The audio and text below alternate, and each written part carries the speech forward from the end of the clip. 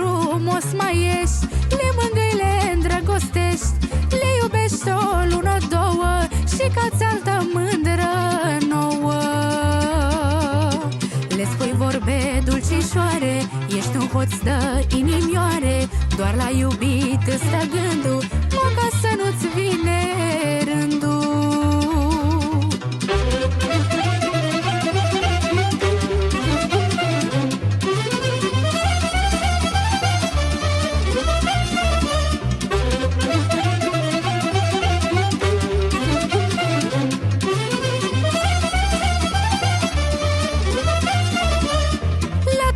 Frumos te uiți, mândrele le scoți din minți, cu dragostea învățate, cu sărutări dezmierdate. De-ori află una de alta, nu știu zău cum ți-o fi soarta, s-or vorbi odată toate, ca să își facă dreptate.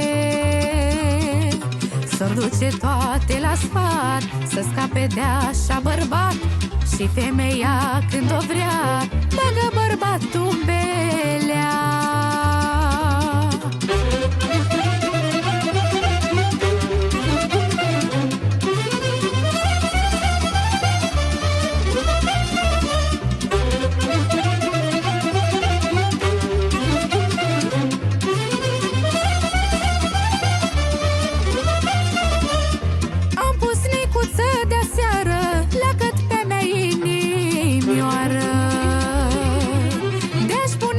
Cinci lăcate, ca un hoț le-ai sparge toate.